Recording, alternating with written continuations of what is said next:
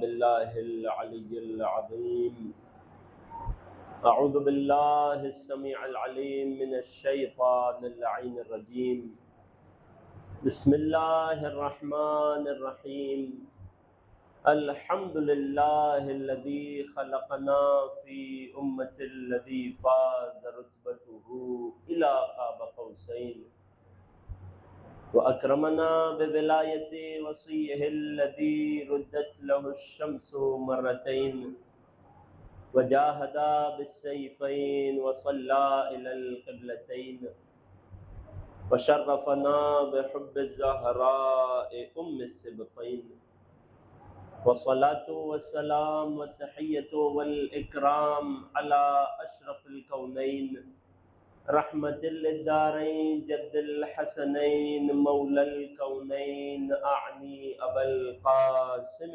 محمد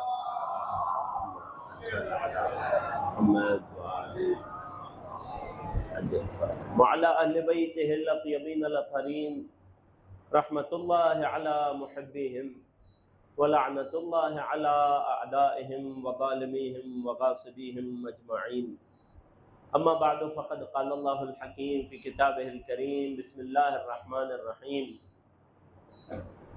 افمن کان علی بینۃ من ربہ ویتلوہ شاہد منہ صدق اللہ العلی العظیم۔ درود پڑھیے محمد وآل محمد صلی علی محمد وآل محمد۔ ابتدائی کلام آپ تمام حاضرین فرش عزا کی خدمت میں السلام علیکم ورحمۃ اللہ۔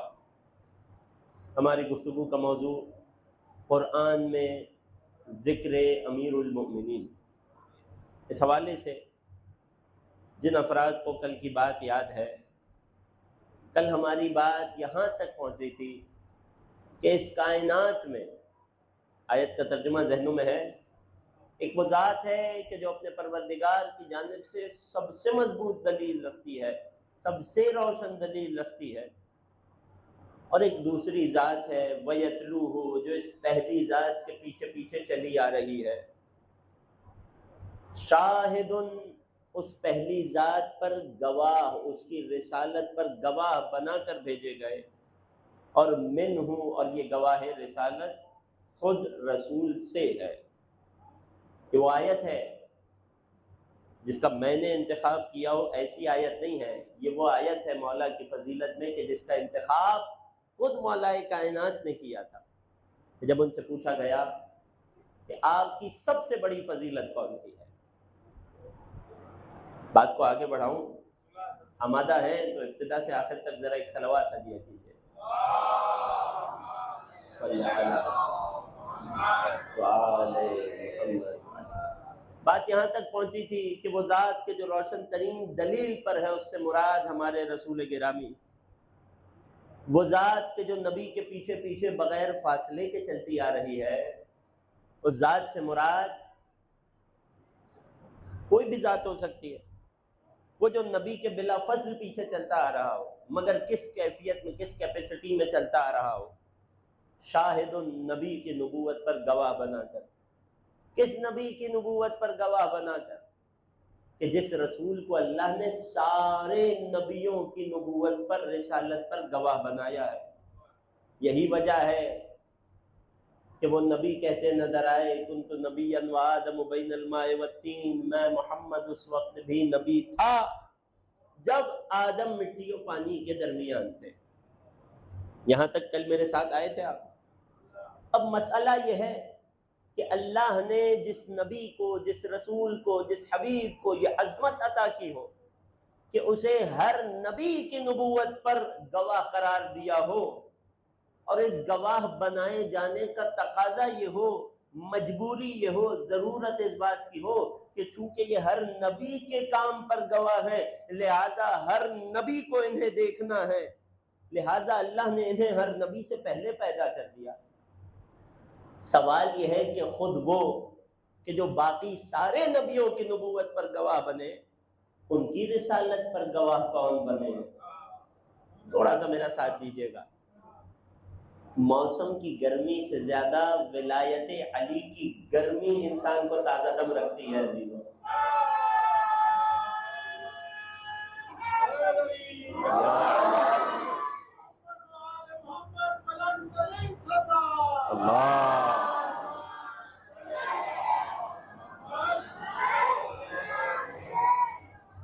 اب میں پھر کہہ رہا ہوں، تو جو جو ولایت کی گرمی اپنے دل میں محسوس کر رہا ہے، ولایت کی تپش اپنے دل میں، جوش اپنے دل میں محسوس کر رہا ہے، ذرا والی نجف کی عظمت پر مل کر ایک صلوات پڑھیے۔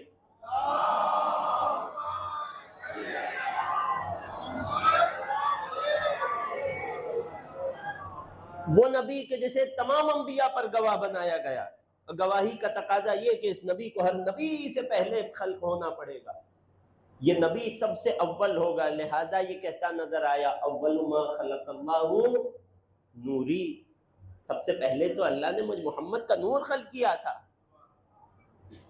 جب کائنات نہ تھی، صرف ذات وحدہ لا شریک تھی، وہ خدائے حی و قیوم تھا جو ہمیشہ سے تھا، جب اس خالق نے پہلی مخلوق کو خلق کرنا چاہا تو سب سے پہلے جس نور کو خلق کیا وہ میرے نبی کا نور ہے۔ متفق ہو تو اظہار کیجئے گا۔ جس نور کو سب سے پہلے خلق کیا وہ میرے نبی کا نور ہے، اور کیوں ایسا نہ کرتا کہ اب ان کے بعد جتنے نبی آنے ہیں انہیں سب کی نبوت پر گواہ بننا ہے، یہ پہلے سے ہوں، یہ نظر رکھیں، یہ نگاہ رکھیں، تب جا کر روز قیامت ہر نبی کی نبوت پر گواہی دیتے رہیں۔ یہاں تک تو بات آسان ہے، مگر قدرت کے سامنے ایک بہت بڑا سوال تھا، ایک بہت بڑی پہیلی تھی۔ وہ نبی کے جو ہر رسول ہر نبی کی نبوت پر گواہ بنے، خود اس نبی کی نبوت پر کسے گواہ بنایا جائے؟ تھوڑا سا میرا ساتھ دیجیے گا، شاید تھوڑی سی مشکل بات ہو، جس تک پہنچ جائے گی لطف لیجیے گا۔ اب اس رسول کی نبوت پر، اس کی رسالت پر اللہ کسے گواہ بنائے؟ اور اس سے بڑا سوال یہ تھا کہ کیسے گواہ بنائے؟ گواہی کا تقاضا یہ ہے کہ کوئی ایسا ہو جو انہیں ان کی رسالت کی ابتدا سے دیکھ رہا ہو۔ کون ہو سکتا ہے جو انہیں ان کی رسالت کی ابتدا سے دیکھے؟ پہلے تو یہ طے کیجئے کہ ہمارا رسول کب سے ہے، ہمارا نبی کب سے نبی ہے۔ ہم ایسے نبی کو تو نہیں مانتے کہ جسے 40 سال بعد اچانک سے خبر ہو میں اللہ کا نبی ہوں، کہ جب اللہ کے نبی عیسیٰ گود مادر میں کہے میں نبی ہوں، نبی یحییٰ بچپنے میں کمسنی میں کہے میں نبی ہوں۔ قرآن کی آیتیں، میں آیتیں پیش نہیں کر رہا ہوں جلدی میں، نبی یحییٰ کو تو بچپنے میں نبوت مل جائے، عیسیٰ کو تو گہوارے میں رسالت مل جائے، یہ کیسے ہو سکتا ہے؟ وہ جو فخر عیسیٰ ہو، وہ جو شرف یحییٰ ہو، اسے 40 سال کی عمر میں آ کر پتا چلے کہ میں نبی ہوں؟ متفق ہے؟ لہٰذا 40 سال کی عمر میں جو ہوا وہ تو رسالت کا اظہار تھا۔ خوب توجہ کیجئے گا، 40 سال کی عمر میں نبی بنے نہیں تھے، نبی تھے، اعلان 40 سال کی عمر میں ہوا۔ بالکل اسی طرح 18ویں ذی الحج کو علی ولی بنے نہیں تھے، علی ولی پہلے سے تھے، اعلان 18ویں ذی الحج کو ہو رہا تھا۔ متفق ہے نا؟ تو یہ کب سے نبی ہیں؟ کیوں؟ مسئلہ بڑا گھمبیر ہے، ان کی نبوت پر گواہ چاہیے۔ اگر یہ 40 سال کی عمر میں نبی بنتے تو 39ویں سال بھی کوئی ہستی آ سکتی تھی جو بعد میں گواہ بن جاتی ان کی رسالت پر، مگر یہ نبی تو وہ ہے جو کہہ رہے کنت نبیا، میں صرف تھا نہیں، میں نبی تھا جب آدم بن رہے تھے۔ اب کون ان کی نبوت پر گواہ بنے؟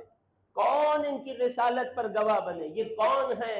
یہ وہ ذات گرامی ہے، یہ وہ نبی ہے کہ جب سے خلق ہوئے تب سے نبی تھے۔ یہ میں اپنا عقیدہ رسالت سنا رہا ہوں آپ کو، علی کے چاہنے والوں نے علی سے کیا عقیدہ رسالت لیا ہے وہ بتا رہا ہوں۔ نبی کا نور جب سے خلق ہوا، کب خلق ہوا؟ اول ما خلق اللہ نوری، سب سے پہلے میرا نور پیدا ہوا۔ جب سے یہ نور ہے، جب سے یہ ذات ہے، جب سے یہ وجود ہے، تب سے نبی ہے، تب سے رسول ہے، تب سے رحمت للعالمین ہے۔ اور جب سے یہ نبی ہے نبوت پر گواہی بھی چاہیے۔ تھوڑا سا ساتھ دیجیے گا، جب سے یہ نبی ہے تب سے اس کی نبوت پر گواہ چاہیے۔ اب قدرت کو مسئلہ یہ تھا کہ کیسے کوئی ان کی رسالت پر گواہ بنے۔ گواہ بننے کے لیے ضروری ہے کہ جب سے انہیں رسالت ملی ہے اس سے کم از کم ایک آن، ایک لمحے، ایک لہجے، ایک سیکنڈ پہلے سے وہ ذات موجود ہو جو انہیں نبی بنتا بھی دیکھے اور ان کی نبوت پر گواہ کہلائے۔ مگر قدرت کو یہ بھی مسئلہ ہے کہ اگر ہم نے کائنات میں کسی کو سب سے اشرف بنانا ہے تو رحمت للعالمین کو بنانا ہے، اپنے بندے اپنے حبیب محمد کو بنانا ہے۔ اگر کائنات میں کوئی سب سے پہلے خلق ہوگا تو ہمارا نبی محمد ہوگا، تو قدرت کیسے اس مسئلے کو حل کرے؟ یہ سوال آپ تک پہنچ گیا؟ یہ پہیلی، یہ مشکل آپ تک پہنچ گئی کہ یہ وہ ہے کہ قدرت کو اسے سب سے افضل بھی رکھنا ہے، یہ وہ ہے کہ قدرت کو وجود میں اسے سب سے اسبق بھی رکھنا ہے، اس سے کسی کو سبقت نہیں دینی، مگر ان کی رسالت پر کسی کو گواہ بھی بنانا ہے۔ تو قدرت نے کیا کیا؟ قدرت نے یہ کیا کہ خلق نورن، ایک نور پیدا کیا، قسمہ نصفین، اس ایک نور کے دو ٹکڑے کیے، فخلقنی من النصف وخلق علی من النصف الاخر، نور کے ایک ٹکڑے سے علی پیدا ہوئے، ایک سے محمد پیدا ہوئے۔ ایک درود پڑھیے نبی کی عظمت پر۔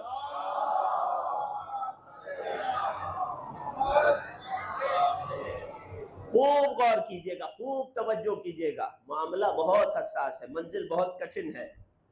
اگر قدرت رسالت سے پہلے گواہ رسالت کو بنا دیتی تو جو جتنا پہلے ہے وہ اتنا افضل ہے۔ السابقون السابقون کا قاعدہ یہ کہتا ہے، سورہ واقعہ کا قاعدہ یہ کہتا ہے، السابقون السابقون اولئک المقربون، جو پہلے ہیں وہ درجے میں بھی پہلے ہیں اور وہی اللہ کے مقرب بھی ہیں۔ تو اگر محمد سے پہلے گواہ رسالت بنا دیا جاتا تو کوئی ذات ایسی ہوتی جو محمد سے برتر ہوتی، اور اگر محمد کے بعد گواہ رسالت آتا تو کوئی ایسا لمحہ ہوتا جہاں میرے نبی کا وجود تھا، رسالت تھی، نبوت تھی، مگر گواہ رسالت نہ تھا۔ لہذا قدرت نے بڑا آسان فیصلہ کیا، ہم دو نور خلق نہیں کریں گے کہ سوال ہو پہلے کون سا تھا بعد میں کون تھا، ہم ایک نور خلق کریں گے اور اس ایک نور سے دو وجود بنائیں گے، ایک کا نام محمد ہوگا، ایک کا نام علی ہوگا، تاکہ کوئی نبی ہم پر اعتراض نہ کر سکے، ہم سب کو قیامت تک جواب دے دیں۔ ہم رسالت کی گواہی کی پہیلی ایسے سلجھائیں گے کہ اب جب سے نبی ہے تب سے ان کی رسالت کا گواہ بھی ہے۔ اور یہی بات تو چل رہی تھی کل کی گفتگو میں کہ جب ابن عباس نے آ کر اس نبی سے پوچھا کہ جس نبی نے آدم کی ابتدا تو بتائی تھی، میں اس وقت بھی نبی تھا جب آدم مٹی و پانی کے درمیان تھا، بات اب آسان ہو جائے گی، آپ کے مزاج کے اور مطابق ہو جائے گی، میں اس وقت بھی نبی تھا جب آدم کا پتلا مٹی و پانی کے درمیان تھا۔ میں نے کل عرض کیا تھا نا، بات ذہنوں میں ہے، اگر توجہ میرے ساتھ ہے، جوانوں کو زحمت دیتا ہوں، اس فاصلے کو پر کر دیجئے اور درود پڑھتے جائیے محمد والے محمد۔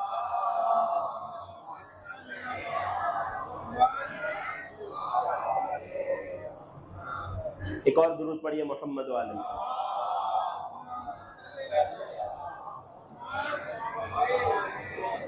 بات کو بہت آسان کرتا ہوں، وہ نبی جس نے آدم کی ابتدا بتائی تھی، اپنی ابتدا نہیں بتائی تھی، میں اس وقت بھی نبی تھا، اس نبی سے آ کر جب ابن عباس نے پوچھا رضوان اللہ تعالی علیہ، یا رسول اللہ متی خلقتا، کب خلق ہوئے؟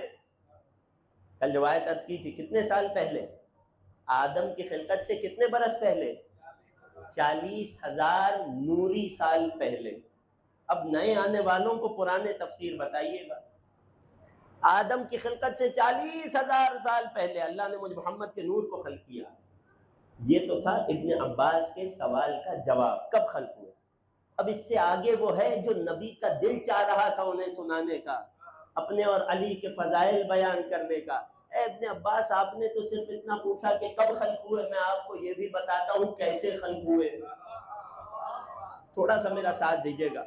اے ابن عباس، میں بتاتا ہوں کہ کب خلق ہوئے، میں نے بتایا، اب میں بتاؤں گا کہ کیسے خلق ہوئے، کیفیت کیا تھی۔ خلق نورن، اللہ نے ایک نور پیدا کیا، ذات دو ہے، ہستیاں دو ہیں، مگر نور ایک خلق ہو رہا ہے، تاکہ کوئی یہ بھی نہ کہہ سکے کہ علی نبی سے پہلے ہیں، کوئی یہ بھی نہ کہہ سکے کہ یہ کیسے ہو کہ رسالت ہو مگر گواہ رسالت نہ ہو۔ خلق نورا، ہم نے ایک نور خلق کیا، فقسمہ نصفین، اس ایک نور کے دو ٹکڑے کیے، فخلقنی من نصفہ، اے ابن عباس ایک ٹکڑے سے اللہ نے مجھ محمد کو خلق کیا، وخلق علی من النصف الاخر، اور نور کے دوسرے ٹکڑے سے میرے بھائی علی کو خلق کیا۔ غور نہیں کیا آپ نے؟ ایک نور تھا جو بعد از خلقت جدا ہوا، تقسیم ہوا، ایک حصہ محمد کہلایا، ایک حصہ علی کہلایا۔ وہ ایک نور جو خلقت کے بعد جدا ہوا تھا، وہ پہلی ذی الحجہ کو علی و فاطمہ کے ازدواج میں دوبارہ یکجا ہو گیا۔ یہی وجہ تو تھی، ایک جملہ کہہ رہا ہوں میں روایت مکمل کروں گا، یہی وجہ تو تھی کہ جب جبرائیل نبی کی بارگاہ میں علی کا رشتہ لے کر آئے تھے تو یہ نہیں کہا تھا فاطمہ کا ازدواج علی سے کر دیجئے، کیا کہا تھا؟ زوج النور من النور، اے محمد اللہ کا پیغام یہ ہے کہ نور کا ازدواج نور سے کر دیجئے، تاکہ خلقت کے وقت جو نور ہم نے جدا کیے تھے، تقسیم کیے تھے، اب علی و فاطمہ کے ازدواج سے وہ دونوں نور دوبارہ ایک ہو جائیں۔ جب یہ دو نور ایک ہوں گے تبھی تو نسل امامت آگے بڑھے گی۔ ایک صلوات پڑھی علی و فاطمہ علیہ السلام کیا ہوا۔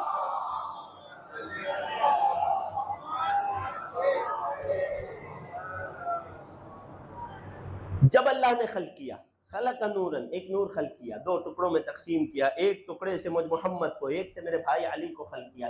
کتنا پہلے، کتنی قدیمی بات ہے یہ، آدم کی خلقت سے نہیں عزیز ہے۔ اگر آپ میرا ساتھ نہیں دیں گے مجھے لگے گا میری بات میں کچھ کمی ہے، میری دلیل میں کچھ کمزوری ہے، تھوڑا سا میرا ساتھ دیجیے گا۔ موسم ہم دونوں کے لیے ایک جیسا ہے، آپ نے دل لگا کے سننا ہے تو میں نے دل لگا کے پڑھنا ہے، اور علی کے در کے علاوہ ہم نے کبھی کہیں اور دل لگایا ہی نہیں۔ اب میرے ساتھ متوجہ ہیں تو ابتدا سے آخر تک ایک صلوات پڑھیں۔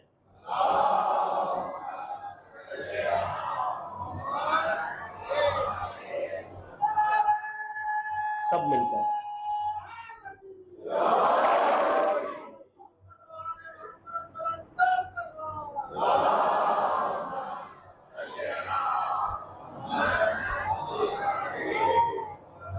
آدم کی خلقت سے 40,000 سال پہلے یہ نور خلق ہوا، یہ نور تقسیم ہوا، یہ نور جدا ہوا، ایک ٹکڑے کو محمد کہا گیا، ایک حصے کو علی کہا گیا۔ اب یہ نام کس نے رکھے، کب رکھے، ناموں کا مطلب کیا ہے، تاثیر کیا ہے، یہ خود ایک موضوع ہے، مگر میں اپنے موضوع سے باہر نہیں جانا چاہتا۔ قرآن میں ذکر امیر المؤمنین، پھر کیا ہوا جب رسالت بھی آ گئی، گواہ رسالت کا نور بھی آ گیا، اب ان ہستیوں نے کیا کیا؟ یا رسول اللہ، ابن عباس نے سوال کیا، جب آدم کی خلقت سے 40,000 سال پہلے خلق ہوئے، یہ دنیا تو بعد میں سجنی ہے، اسے تو آدم نے آ کر بسانا ہے، ابھی تو آدم کی رسالت اور نبوت کا آغاز بھی نہیں ہوا، ابھی تو آدم کی خلقت کا آغاز بھی نہیں ہوا۔ یا رسول اللہ، اتنا پہلے خلق ہو گئے، اب خلق ہو کے کیا کیا؟ آپ نے ہمیشہ منبروں سے رسول نے اس دنیا میں کیا کیا یہ سنا ہوگا، میرے مولا نے اس کائنات میں کیا کیا یہ سنا ہوگا، رسول اور علی محشر میں کیا کریں گے یہ سنا ہوگا۔ آج میں آپ کو سنا رہا ہوں رسول اور نبی کا نور اس کائنات سے پہلے کیا کر رہا تھا۔ تھوڑا سا ساتھ دیجیے گا۔ یا رسول اللہ، کیفیت کیا تھی، کر کیا رہے تھے، مشغولیت کیا تھی؟ فرماتے جعلنا عن یمین عرشہ، اللہ نے مجھ محمد اور میرے بھائی علی کے نور کو اپنے عرش کے دائیں جانب قرار دیا۔ یہ کنایہ ہے، یہ اشارہ ہے، وگرنہ رسول کی ان باتوں کی حقیقت کوئی سمجھ نہیں سکتا۔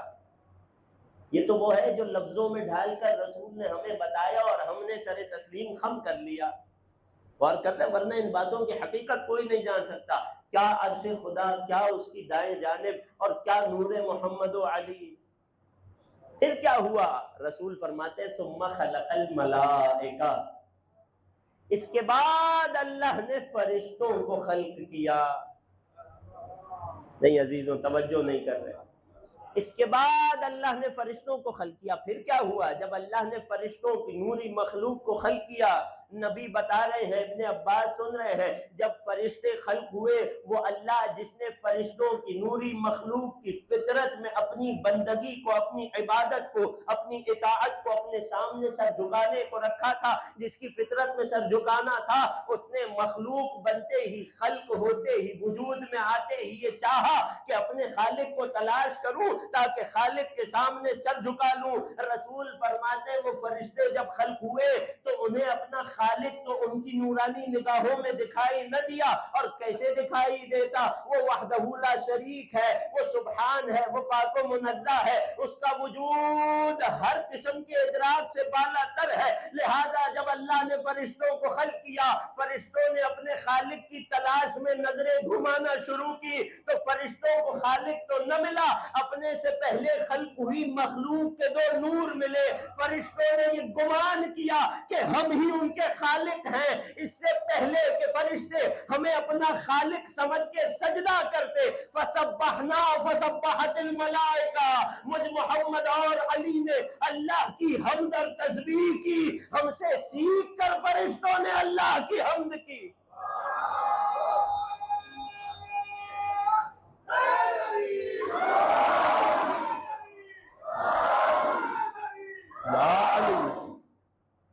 قریب تھا فرشتوں کو جو نور دکھ گیا. ان کی فطرت میں ہے سر جھکانا، ان کی فطرت میں ہے سجدہ کرنا، ان کی فطرت میں ہے معبود کی تعریف کرنا، خالق کی مدح و ثنا کرنا. فرشتوں کو نور خدا تو دکھ نہیں سکتا، وہ نور پاک و منزہ ہے، ہر ادراک سے بالا ہے. فرشتوں کو ہمارا نور دکھا. کتنی منطقی بات ہے. فرشتوں کو ہمارا نور دکھا. فرشتوں نے گمان کیا کہ ہم ہی خالق ہیں، اس سے پہلے وہ ہمیں خالق جان کر شرک میں مبتلا ہوتے. وہ اور ہے جن کا عقیدہ رسالت یہ کہتا ہو کہ فرشتہ آ کر نبی کو پڑھاتا ہے. ہم سے عقیدہ رسالت سنو. ہمارا عقیدہ رسالت یہ نہیں ہے فرشتہ آ کے نبی کو پڑھائے. ہمارا عقیدہ رسالت یہ ہے کہ رسول محمد اس ہستی کا نام ہے کہ جو فرشتوں کی توحید کو بچا لیتا ہے. فسبحنا فسبحت الملائکہ، ہم نے تسبیح کی، ہم سے سیکھ کر فرشتوں نے اللہ کی تسبیح کی. وحللنا فحللت الملائکہ، ہم نے اللہ کی تحلیل کی، ہم نے سبحان اللہ کہا، ہم سے سیکھ کر فرشتوں نے اللہ کی تحلیل کی. ہم نے پروردگار کی حمد و ثنا کی، فرشتوں نے اللہ کی حمد و ثنا کی.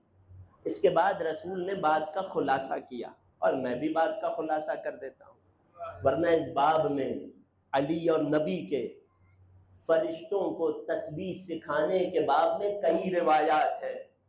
یہی تو وجہ ہے کہ میرے مولا کو استاد جبرائیل کہا جاتا ہے. مولا کے اس لقب کی طرف تو متوجہ ہیں یا روایت پیش کر دوں؟ چلے 2 جملوں میں خلاصہ کر دیتا ہوں. بعض چہروں پہ سوال کے آثار دیکھ رہا ہوں. صلوات پڑھیے مولا کی عظمت پر.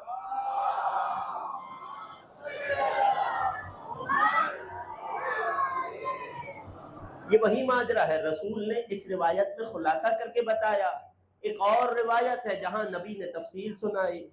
ایک موقع تھا کہ جب جبرائیل امین نبی کی بارگاہ میں تشریف لائے، جب حاضر ہو گیا حجرے میں تو رسول نے جبرائیل سے بڑا عجیب سوال کیا. وہ سوال جو ابن عباس نے نبی سے کیا تھا وہ نبی نے جبرائیل سے کیا. اے جبرائیل، تو کتنا پرانا ہے، تو کتنا قدیم ہے. آج کسی انسان سے اس کی عمر پوچھ لیجئے ناراض ہو جاتا ہے، مگر یہ اللہ کا فرشتہ ہے، نبی سے کیا ہی چھپاتا. یا رسول اللہ مجھے اپنی عمر یاد تو نہیں ہے، ہاں مگر اتنا ضرور یاد ہے. ان دونوں روایتوں کو ملا کر ذہن میں آپس میں جوڑ کر اس جملے کو سنیے گا. ہاں مگر اتنا ضرور یاد ہے کہ ہر 40,000 سالوں بعد عرش کے دائیں جانب ایک ستارے کا نور روشن ہوتا ہے، اور مجھ جبرائیل نے اس تارے کے نور کو 40,000 مرتبہ دیکھا ہے، میں اتنا پرانا ہوں۔ رسول مسکرائے، سوال کیا جبرائیل یہ بتاؤ کہ اس نور کو، جس تارے کے نور کی تم بات کر رہے ہو جو عرش کے دائیں جانب چمک رہا ہے، ہر 40,000 برس میں ایک مرتبہ چمکتا ہے، یہ بتاؤ کہ پہلی مرتبہ اس نور کو کب دیکھا تھا؟ کیا کچھ یاد بھی ہے؟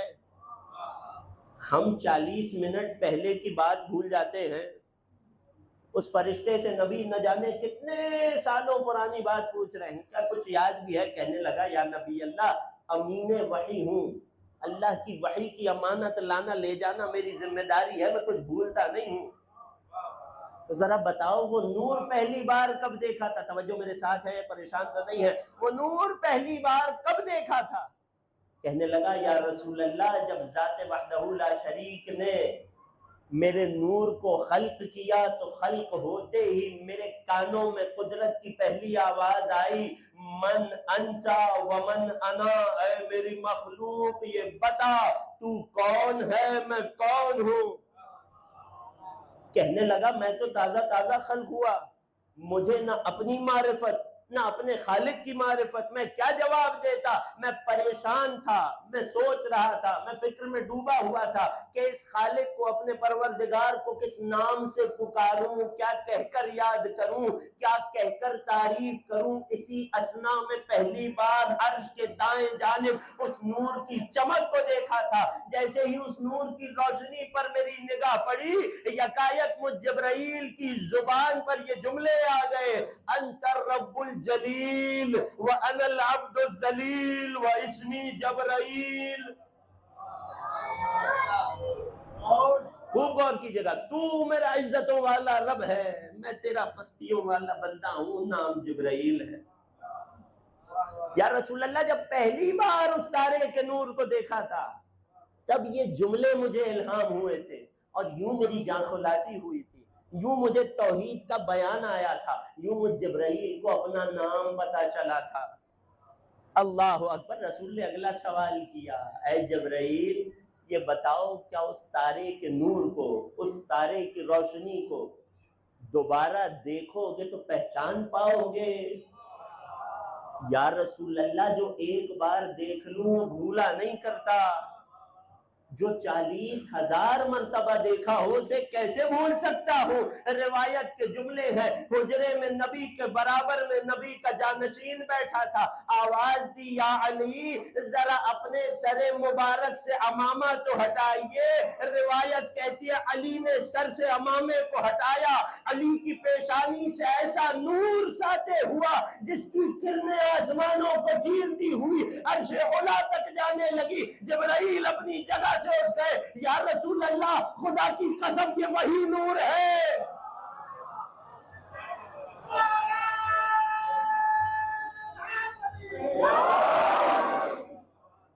یا رسول اللہ خدا کی قسم یہ وہی نور ہے۔ یہ روایت وجہ ہے کہ میرے مولا کو استاد جبرائیل کہا جاتا ہے۔ اب ہم سے آ کر کوئی یہ نہ کہے کہ فرشتے نے آ کر، جبرائیل نے آ کر 40 برس کی عمر میں نبی کو سبق پڑھایا تھا، فرشتے کے سینے سے نبی کے سینے سے علم منتقل ہوا تھا۔ ارے ہم سے پوچھو تو جبرائیل تو محمد کے شاگرد کا نام ہے۔ درود پڑھیے مولا کی عظمت پر۔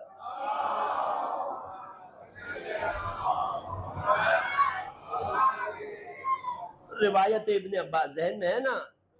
یا رسول اللہ کیا کر رہے تھے؟ اے ابن عباس، جب فرشتے خلق ہوئے تو ہم نے تسبیح سکھا دی۔ رسول نے بات کو مختصر کیا، میں بھی مختصر کرتا ہوں۔ پھر رسول نے ایک کلی قانون دے دیا، ایک فارمولہ دے دیا تاکہ ابن عباس بار بار سوال نہ کرے۔ ابن عباس فرشتے چھوڑو، وَكُلُّ شَيْءٍ، اس کائنات میں جو بھی چیز سبح اللہ کی تسبیح کر رہی ہے، وَكَبَّرَهُ اللہ کی بڑائی بیان کرتی ہے، وَحَلَّلَهُ اللہ کی تحلیل کرتی ہے، بِتَعْلِيمِ وَتَعْلِيمِ علی، مجھ محمد کے سکھانے پر، میرے بھائی علی کے سکھانے پہ کر رہی ہے۔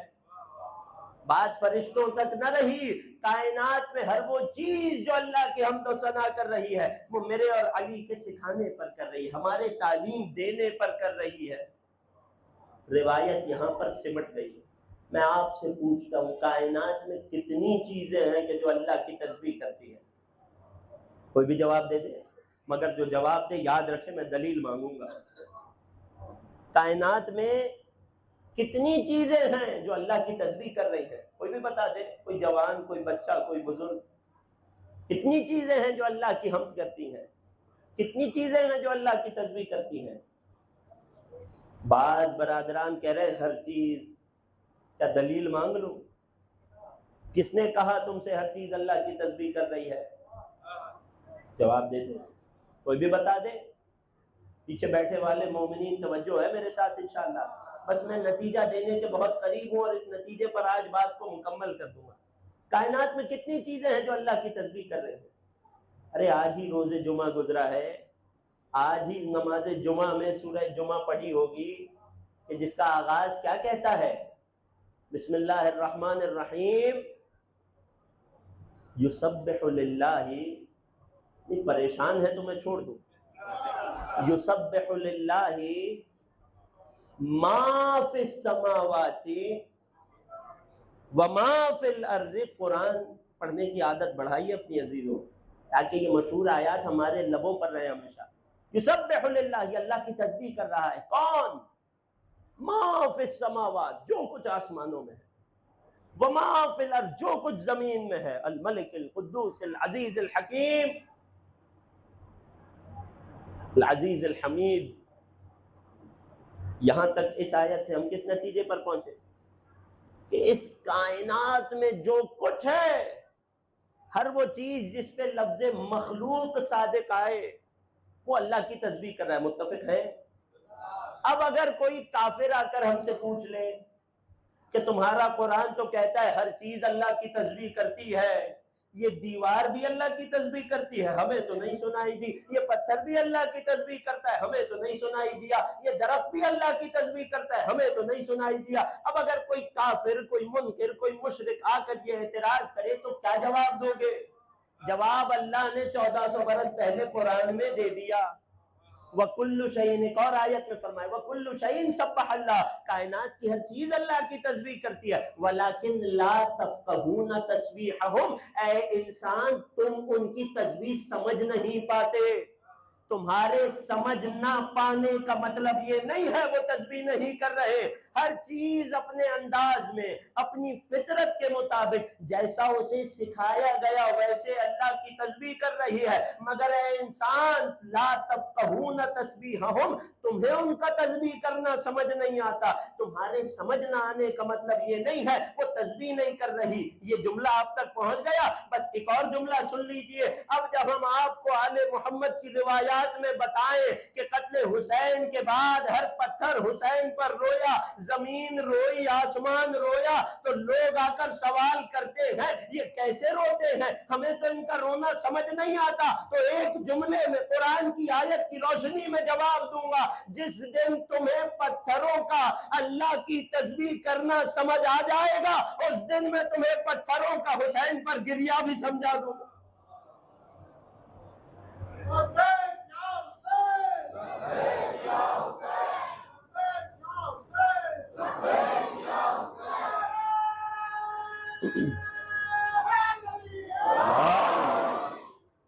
بات پہنچ گئی؟ بڑی واضح سی بات ہے۔ جسے پتھروں کا، جسے درختوں کا، جسے آسمان و زمین کا، کائنات کا، بادلوں کا اللہ کی تسبیح کرنا نہ سمجھ آئے، اسے حسین پر ان کا گریہ کیسے سجائی دے؟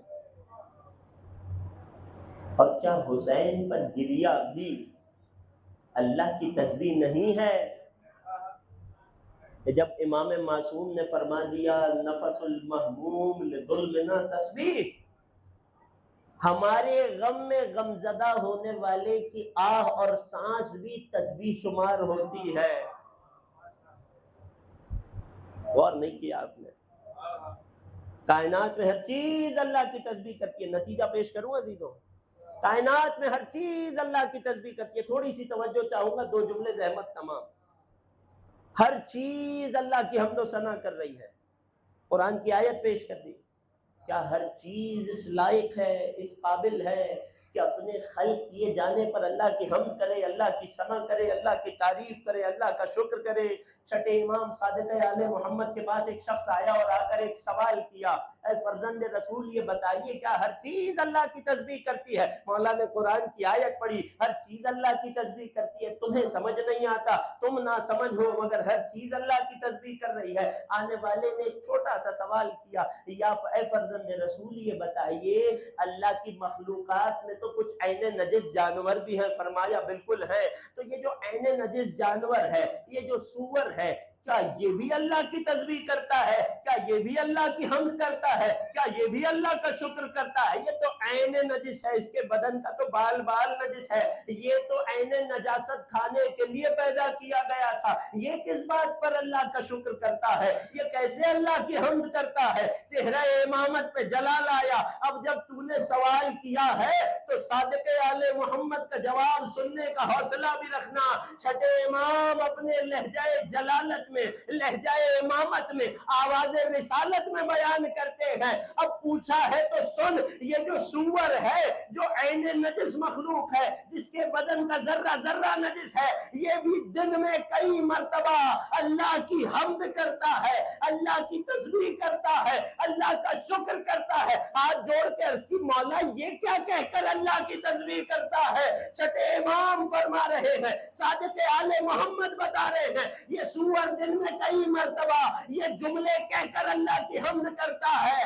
اے پالنے والے، اے پیدا کرنے والے، تیری حمد ہے، تیرا شکر ہے، تو نے عین نجس بنا دیا، علی سے بغض رکھنے والا نہ بنا۔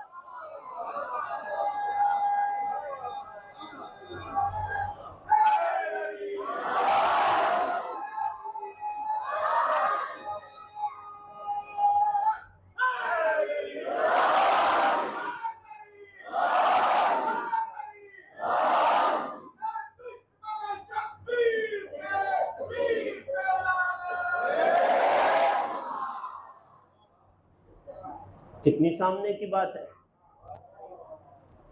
یعنی سور کو بھی پتا ہے کہ مخلوقات میں کچھ ایسے بھی ہیں جن کی نجاست مجھ سے زیادہ شدید ہے۔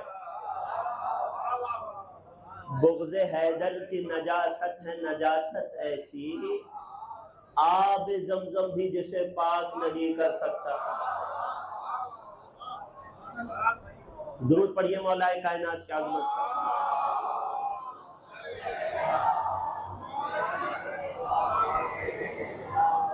اور اسی بغض کے مارے تھے کہ جنہوں نے کربلا میں رسول کی آل کو، علی کے لال کو اپنے گھیرے میں لے لیا تھا۔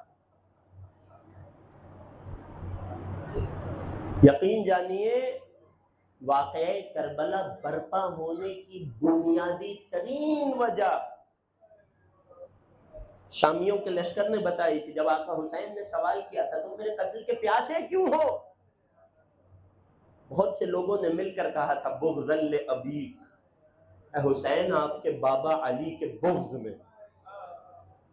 وہ علی جس نے بدر میں، احد میں، خیبر میں، خندق میں، احزاب میں، حنین میں، نہ جانے کس کس جنگ میں ہمارے بڑوں کو واصل جہنم کیا، ہمارے بڑوں کو مار دیا، اس علی کے بغض میں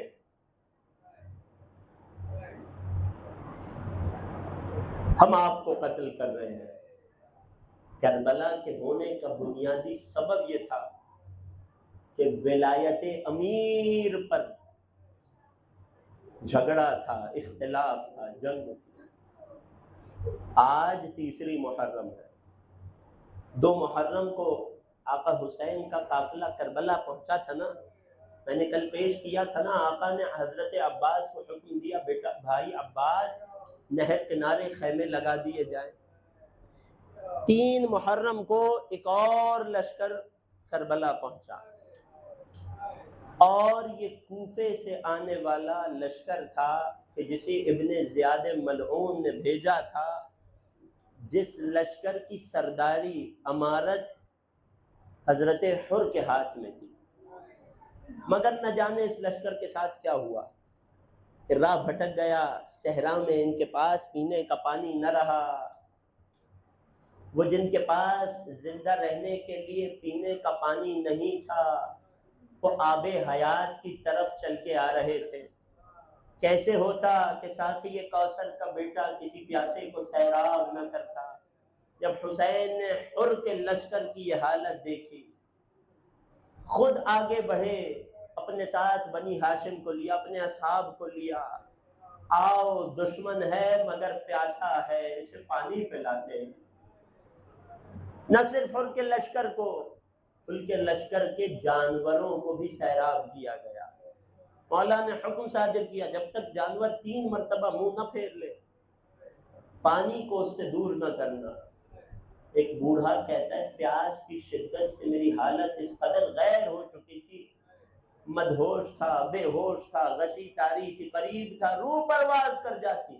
اچانک ایک عجب زندگی کا احساس میرے رگوں پہ میں دوڑ گیا، جب مجھے محسوس ہوا میرا سر کسی کے زانوں پر ہے۔ جب تھوڑی جان میں جان آئی تو کیا دیکھا، خود نبی کا نواسا حسین خاک پر بیٹھا ہے اور میرے سر کو اپنے زانوں پہ رکھے اپنے چلو سے مجھے پانی پلا رہا ہے۔ یہ ہے حسین کی کریمی، یہ ہے حسین کی رحیمی۔ یہ حر کا لشکر جب کربلا پہنچا، سیراب ہوئے، طاقتور ہوئے، انہوں نے نماز کے وقت نماز پڑھی۔ حسین نے فرمایا تم اپنی نماز پڑھو، ہم اپنی نماز پڑھیں گے۔ حر نے بڑھ کے کہا نواز رسول آپ کے ہوتے ہوئے ہم اپنی نماز کیسے پڑھیں؟ حر نے حسین کے پیچھے نماز پڑھی۔ حسین حر کے دل میں موجود بجھتے ہوئے اس چراغ کو دوبارہ جلا رہے تھے، حسین حر کو جلا رہے تھے۔ حر نے حسین کے پیچھے نماز پڑھی، ابن زیاد کے حکم کی تعمیر میں کیا کہا، اے حسین آپ کے خیمے فرات کنارے سے ہٹائے جائیں گے۔ اے حر کون ہے جو مجھے مجبور کر سکتا ہے؟ روایت کے جملے ہیں، حر نے حسین کے سواری کی لگام میں ہاتھ کو ڈالا، فرزند رسول نے عربی کا ایک محاورہ فرمایا، فتلت کا امک یا حر ما ترید، اے حر تیری ماں تیرے غم میں بیٹھے نواسہ رسول کی سواری کی مہار تھام رہا ہے، کیا چاہتا ہے؟ حر اچانک جھجک کر پیچھے ہٹے، کیا ہوا؟ کہنے لگے اے آقا اگر عرب میں کسی نے یہاں میدان میں میری ماں کا تذکرہ کیا ہوتا تو پلٹ کر میں بھی اس کی ماں کا نام لیتا، مگر میں کیا کروں کہ آپ دختر رسول کے شہزادے ہیں، آپ کی مادر گرامی کا نام بغیر طہارت کے لبوں پہ نہیں آتا۔ حسین حر کو جگا رہے ہیں، حر کے ضمیر کو جھنجھوڑ رہے ہیں۔ یہ حر ہی تھا، یہ حر کا لشکر ہی تھا کہ جنہوں نے آ کر حسین اور حسین کے بچوں کے خیموں کو پانی سے دور کر دیا تھا۔ یہی وجہ تھی کہ شب عاشور ادھر حسین کے بچوں کے خیموں سے العطش کی فریاد اٹھ رہی تھی، ادھر حر فوج اشقیاء میں اپنے خیمے کے سامنے ٹھہر رہا تھا۔ جب زوجہ نے آ کر سوال کیا اے حر تو کوفے کا سب سے بڑا بہادر ہے، کیا بات پریشان کر رہی ہے؟ تو کہنے لگا ذرا حسین کے بچوں کے خیموں سے اٹھتی ہوئی آوازوں کو سن، یہ پیاس کی شدت سے تڑپ رہے ہیں۔ ارے میں ہی وہ گنہگار ہوں جس نے 3 محرم کو انہیں نہر کنارے سے ہٹایا تھا، مجھ حر کا ضمیر اس بات پہ راضی نہیں ہو رہا۔ ارے میں حر آج اپنے آپ کو شب عاشور جہنم اور جنت کے درمیان پا رہا ہوں، اور خدا کی قسم حر گھاٹے کا سودا نہیں کرتا، حر کبھی جہنم کو جنت پہ فوقیت نہیں دیتا۔ یہ کہہ کر اپنی زوجہ کو بلایا اور ودا کیا، اپنے غلام کو بلایا، اپنی سواری پہ سوار ہوئے، ہاتھ پسے پشت بندھوائے، اپنے جوان بیٹے کو ساتھ لیا، فوج اشقیاء سے چلا، یا یوں کہیے جہنم سے جنت کی طرف چلا۔ ادھر سے حر چلا، ادھر سے حسین نے آواز دی بیٹا علی اکبر جاؤ اور استقبال کرو، مہمان آ رہا ہے۔ اجرکم علی اللہ، اجرکم علی الزہرا۔ جس کی آنکھوں میں آنسو آ گئے خدا آپ کے گریے کو قبول کرے۔ 2 جملے زحمتیں تمام، ادھر سے حر آگے بڑھے، ادھر سے ایک طرف سے عباس چلے، ایک طرف سے اکبر چلے، ایک طرف سے خدا کا حسین اپنے خیمے سے باہر آئے۔ پھر انہیں جیسے ہی آقا کو دیکھا اپنے آپ کو قدموں میں گرا لیا اور ایک جملہ کہا یا ابن رسول اللہ، اے نواسہ رسول حل لی من توبہ، کیا مجھ جیسے گنہگار کی توبہ بھی قبول ہوگی؟ آقا نے بازوؤں سے اٹھایا، سینے سے لگایا، اے حر ہم نے بھی معاف کیا، ہمارے اللہ نے بھی معاف کیا۔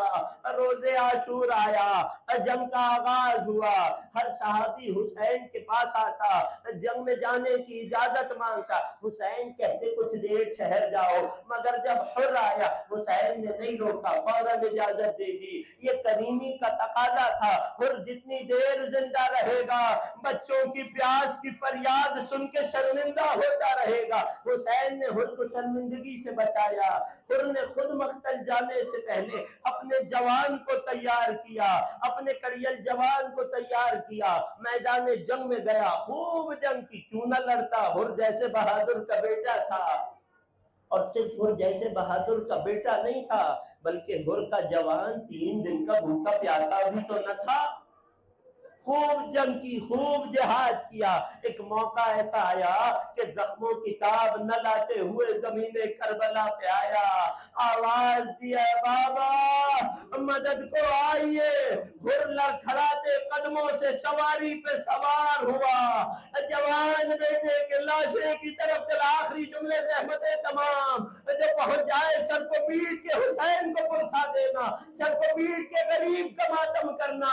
ارے حر لڑکھڑاتے قدموں سے سوار ہوا، اپنے جوان کے لاشے کی طرف چلا، جب بوجھل قدموں سے جوان کے لاشے پہ پہنچا تو کیا دیکھا، حر سے پہلے حر کا آقا زمین کربلا پہ بیٹھا ہے، زانوں پہ جوان بیٹے کا سر ہے، حر نے ہاتھوں کو جوڑا، اے آقا حسین غلام زادے کا سر ہے، آپ کے زانوں پہ کیوں ہے؟ فرمایا اے حر جوان بیٹے کے لاشے پر بوڑھا باپ نہیں آیا کرتا، میں ہاتھ جوڑ کے پرسا دوں گا، اے کریم حسین کچھ دیر گزرے گی علی اکبر کا لاشا ہوگا، تنہا بوڑھا باپ ہوگا، آواز دے رہا ہوگا، اے علی اکبر آواز دو، باپ کو رستہ دکھاؤ۔